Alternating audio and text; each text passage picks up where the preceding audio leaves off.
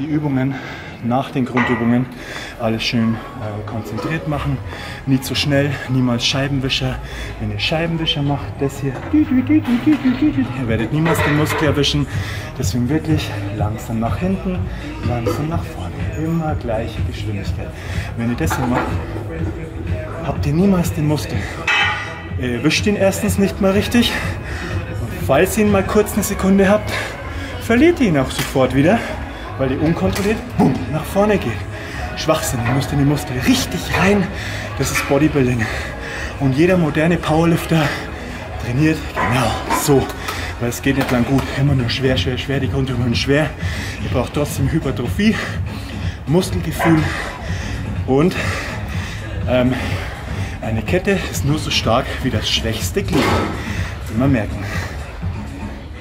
Zweite Lattübung nach dem Kreuzheben. Ich ziehe mir erst alles so, weil das wirklich für die Tiefe ist, für das Fleisch am Rücken. Außerdem entsteht dieser Fächer. Wenn ich von oben ziehen würde, würde es in den oberen Latt gehen. Ich will den unteren Latt, weil das perfekt die Kraftübertragung fürs Kreuzheben ist. Die Kraftübertragung ist dann nach unten. Und dann ist es nicht wie so eine Angel, wo das Gewicht hier vorne hängt. Nein, ich verkürze praktisch den Weg, wenn ich die Tiefe im Latt habe, nach hier, nach unten. Also habe ich bessere Hebelverhältnisse. So alles zum Körper ziehen. Und wie ich das mache, es gibt nämlich nur eine Variation, die wirklich richtig ist. Die zeige ich euch jetzt. Also, die meisten machen das hier, das oder das hier. Wisst ihr, was das bringt? Feuchten Käse. Ihr zieht alles mit dem Brachialis, mit dem Oberarm-Speichenmuskel oder mit einem kleinen Anteil hier oben. Und wie ihr den Tiefe in den Latt reinbekommt, das zeige ich euch jetzt. Natürlich tausendmal schwerer, da kacken dann die meisten ab, die wo zu mir kommen, wenn sie noch so riesig sind. Und dann siehst du nämlich erstmal, was wirklich die Kraft aus dem Latt ist. Und es ist nicht viel. Gerade die, die einen großen und dominanten Bizeps haben, sind die schwächsten im Latt. So, jetzt sitze ich hier. Jetzt gehe ich hier vor, Brust raus und jetzt ziehe ich hier unten rein. Unten rein. So, und die Brust kippt auch, wie bei der Übung vorher, nicht nach vorne. Ich strecke die Arme auch nicht so aus. Dann habe ich dasselbe Problem wie bei Bankdrücken, die sind lockert, was ihr nie machen dürft. Schulterblätter bleiben immer hinten und die sind automatisch hinten, wenn die Brust oben ist. Die Brust ist oben und dann zieht ihr hier unten rein zum Bauchnabel. Und jetzt müsstest du das eigentlich, wenn du den Latt hier hinten mal filmst, sehen, wie das in den Fächer reingeht da unten. Brust raus. Dazu ist der Core wieder wichtig, die Luft im Bauch, die bleibt drin. Also so. Unten rein. Alles schön kontrolliert, nicht zu ruckartig. Schön langsam, alles mit Kraft. Genau so. Brust oben, Luft im Bauch und ziehen. Und genau das ist es. Ihr werdet sterben. Und das ist die Kraft aus dem Latt. Macht es nach. Schreibt das in die Kommentare, wenn ihr den Unterschied merkt. Und den Unterschied werdet ihr spüren. Ego gleich draußen lassen, weil ihr werdet gleich mal 2/3 weniger machen vom Latttraining. Aber es dauert 2 Wochen und dann macht ihr den kompletten Block. Und zwar mit so einem Rücken und mit solchen Schweinehälften hinten am Buckel. Der wird explodieren und ihr werdet im Kreuzheben stärker, im Bankdrücken stärker, weil beim Bankdrücken braucht ihr auch den unteren Latt. So wieder perfekt den Gegenspieler fürs Bankdrücken. Und wenn ihr das hier macht, dann habt ihr automatisch stehen und hinten habt ihr gar nichts erwischt vom Latissimus. Weiter geht's.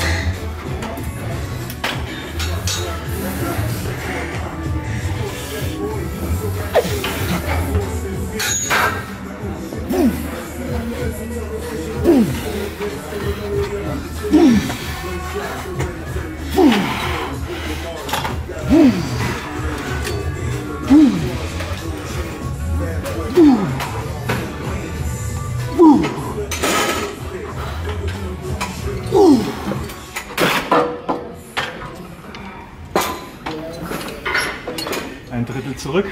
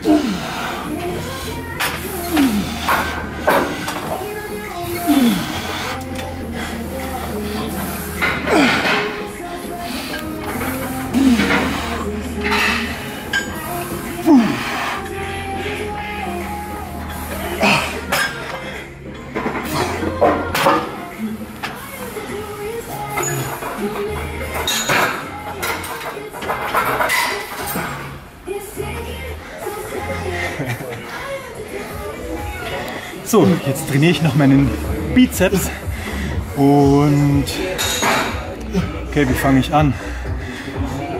Wichtig ist, dass ihr wirklich den Bizeps erwischt und nicht den oberen Speichelmuskel, Brachialis.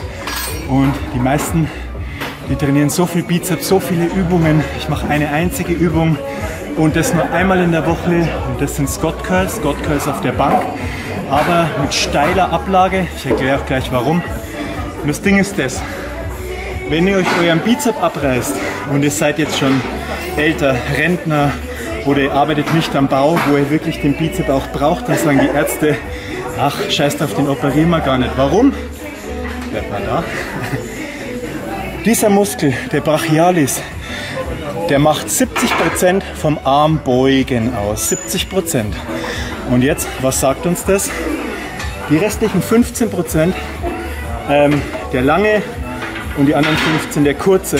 Das heißt, wenn euch der abreißt, dann sagen die Ärzte, hey, was ist los?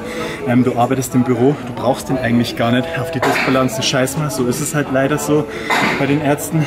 Also lass uns das. Was ich jetzt sagen will ist, wenn dieser Muskel 70% vom Armbeugen ausmacht und ihr denkt mal logisch, wie schwer das jetzt ist, diese 15% bei einem Anfänger, der gerade anfängt, hey, da ist das hier noch nicht mal ein Muskel, da ist das eine kleine Sehne. Es ist so. Und jetzt trainieren die dann 5 verschiedene Bizepsübungen, weil die wollen, dass der Bizeps wächst. Der wird niemals wachsen. Weil erstens, ihr erwischt den Bizeps vielleicht bei einer Übung, ja, bei den ersten 2 Sätzen könnt ihr ihn ein bisschen erwischen und dann ist der platt. Und dann erwischt ihn nicht mehr der Ziel- und Sollmuskel, den ihr eigentlich haben wollt und trainieren wollt, der Bizeps. Und dann kommt der Brachialis, das ist der Stütz- und Hilfsmuskel. Weil den wollt ihr nicht stärken und größern, ihr wollt den Bizeps größer und stärker haben. Also, wie erwischt ihr den perfekt? Nicht so mit Hammer Curls, weil da ist es ja schon wirklich vorprogrammiert, dass ihr fast nur den oberen Speichelmuskel haben wollt. Oder ihr erwischt ihn genau so, komm mal her. Jetzt ist es ganz wichtig, dass der Latissimus hier richtig in dieser Kante drin ist. Wupp. Und jetzt stelle ich mir vor, ich mache Armwrestling. Und beim Armwrestling dominiert immer das Handgelenk. Dann noch was, gehen wir davor. Jetzt ist es so, die meisten würden jetzt einfach so rausheben und würden so machen. Jetzt erwische ich wieder nur den oberen Speichelmuskel. Also ich muss den hier reinpressen. Jetzt mache ich so eine Drehung nach hier drüben. Ich tue den richtig hier rüber drehen. Und jetzt mache ich das. Mein ganzer Oberkörper schaut in diese Richtung, weil dann habe ich diesen Hebel. Der Arm ist jetzt in einer Linie nach vorne. Das kannst du von da vorne sehen. Geh mal davor. Schau mal her. Der Arm ist jetzt in einer Linie. Und jetzt ist der hier fast komplett weg. Und ich habe so eine Spannung auf dem Bizeps. Und das Handgelenk darf niemals so sein. Vorprogrammiert, dass der Bizeps abreißt. Bleib mal da, bleib mal da. Nächstes Ding. Wenn ich jetzt hier wieder, das ist dasselbe wie beim Lat, komplett aufmache und ich mache das hier. Ich traue es mir gar nicht machen, weil der Bizeps abreißt. Und ich erkläre jetzt auch warum. Wenn ich ihn oben anspanne und ich mache BÄM, dann mache ich langsam auf, langsam kontrolliert, kontrolliert, kontrolliert, kontrolliert. Okay, jetzt habe ich die meiste Kontraktion. Wenn ich jetzt noch einen Zentimeter weiter aufmache, ist er weg. Er ist weg. Der Muskel ist weg. Was bedeutet das, wenn der Muskel weg ist und keine Spannung ist mehr auf den Muskel? Es hängt alles an der Sehne. Die Sehne ist an der Speiche festgemacht. Das ist schon so oft passiert bei Bodybuildern. Ich habe es sogar schon live gesehen hier. Und das nur mit 8 Kilo Kurzhanteln, weil sie immer wieder komplett aufgemacht haben. Du erwischst dann vielleicht den vorderen Bizeps hier schön den Ansatz. Aber wenn ihr eine richtige Kugel haben wollt, dann müsst ihr den so trainieren. So, weil ihr ihn nie verliert. Das ist dasselbe wie beim Latissimus, wie ich es gerade erklärt habe. Das hat nichts mit Verkürzung trainieren zu tun. Ihr macht einfach nicht so weit auf, dass der Muskel weg ist, weil wenn er weg ist, ist er weg. Und dann kommt einfach eine andere Stelle von Muskel, beziehungsweise es hängt nur noch an der Sehne und so kommen die Verletzungen. Das ist, keine Ahnung, einfach kontrolliert auf, anspannen und das auch wieder. Deswegen sage ich, Scheibenwischer komplett falsch. Wenn ich das hier mache, schau mal her, der ist wie Pudding, der ist komplett weich. Du musst reingehen in den Muskel mit dem Kopf, da muss eine Verbindung entstehen. Bam! Ich spanne an, dann mache ich langsam auf, langsam auf, langsam auf. Das sind Höllenschmerzen. Höllenschmerzen, aber ich weiß genau, bis wo ich nicht aufmachen muss, selbe Kniebeuge. Bei der Kniebeuge lasse ich mich nicht reinkrachen. Da gehe ich auch kontrolliert runter, runter, runter. Die Linie ist dadurch, wenn ich langsam runter gehe, immer komplett gleich. Und der Quad reißt nicht ab. Weil wenn ich runter bounce, dann kommt auch, wie beim Bizeps, unten, wenn ich locker lasse, bam, alles auf die Sehne. Und die Sehne reißt ab. Das ist das Ding. Jawohl. Irgendwas wollte ich noch sagen. Vielleicht fällt es mir dann wieder ein. Ich lege jetzt mal los. Und zwar, jetzt kommt mein Warm-up mit 12 Kilo. Ihr seht jetzt dann gleich den Arbeitssatz. Ich wärme mich jetzt erstmal auf. So, ich mache hier höchstens 1 bis 2 Sätze, einen Reduktionssatz. Ich fange jetzt mit 20 an und ihr werdet schnell rausfinden, welche Seite das die dominantere Seite ist und welche die schwächere. Das müsst ihr dann irgendwie ausgleichen. Ich gleiche es aus, indem ich zum Beispiel auf der schon stärkeren Seite nur mit den 20 Kilo mache und dann gar nicht reduziere. Und bei der schwächeren Seite mache ich dann 20 und reduziere dann auf 12, dass ich einfach nochmal schön ein Feeling habe. Und dann könnt ihr das innerhalb von 2 bis 3 Wochen wieder ausgeglichen haben.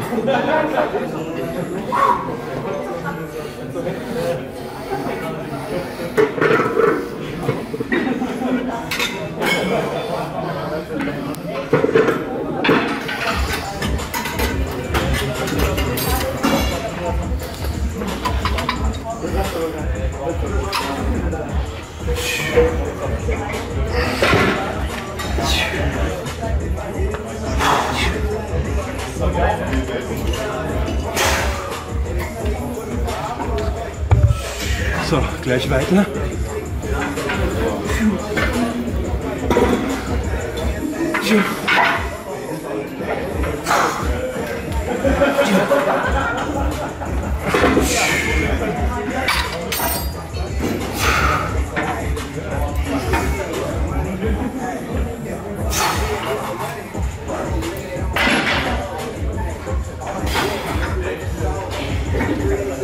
Andere Seite. Einmal rüber. Einmal rüber.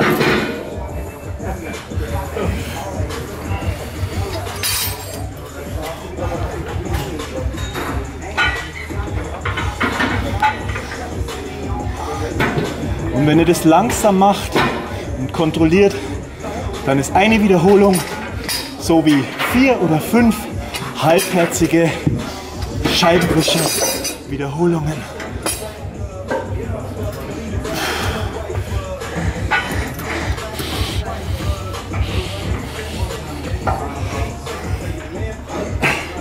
Das ist der heile Bizeps. Der andere Bizeps, den ihr vorher gesehen habt, das ist der abgerissene. Das Verrückte ist, der abgerissene Bizeps, obwohl es nicht sein dürfte, ist stärker wie der andere. Das eigentlich kann man sich gar nicht erklären, weil der Ansatz viel beschissener ist wie der, wo nicht abgerissen ist.